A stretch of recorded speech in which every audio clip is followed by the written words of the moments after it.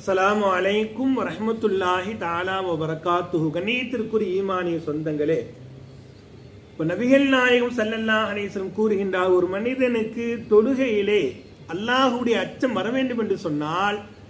அவன் தக்பீர் கட்டுகின்ற பொழுது இப்படி நியத்து வைக்க வேண்டுமாம், யா அல்லாஹ் இந்த தொழுகை எனக்கு கடைசி தொழுகை, இந்த தொழுகை முடிந்ததற்கு பிறகு எனக்கு மௌத் மரணம் வந்துடும் என்கிற அந்த எண்ணத்தோடு தொழுகின்ற பொழுது அந்த மனிதனுக்கு கல்விலே கெட்ட வசுவாசுகள் உண்டாக்காது, உலகத்துடைய சிந்தனை ஏற்படாது, மற்ற ஏனைய சிந்தனைகள் ஏற்படாது என்பதாக நபிகள் நாயகம் ஸல்லல்லாஹு அலைஹி வஸல்லம் கூறுகின்ற. அதே போன்று ஹஸரத் உமர் ரலியல்லாஹு சொல்வார்கள்,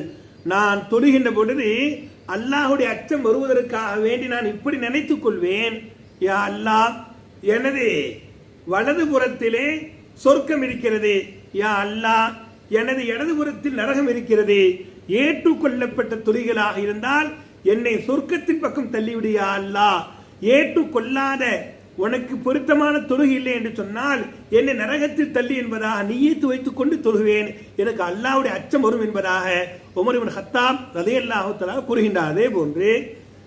அபூபக்கர் சித்தீக் ரலியல்லாஹு சொல்வார்கள், எனக்கு தொழுகையிலே உள்ளத்தில் ஓர்மை ஏற்படுவதற்காக வேண்டி,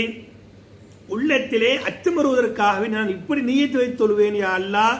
நான் தொழுகிறேன், என் தொழுகைக்கு பின்னாலே இஸ்ராயில் அவர்கள் மௌத்தை வாங்குகிற மலக்கு நின்று கொண்டிருக்கிறார், நான் தொழுகை முடித்ததற்கு பிறகு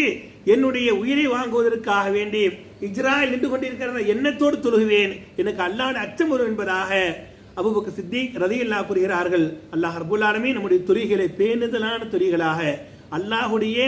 அல்லாஹ்வினால் அங்கீகரிக்கப்பட்ட தொழுகைகளை அல்லாஹ் உருவாக்கி கொடுப்பானாக. அஸ்ஸலாமு அலைக்கும் வரஹ்மத்துல்லாஹி தஆலா வபரகாத்துஹு.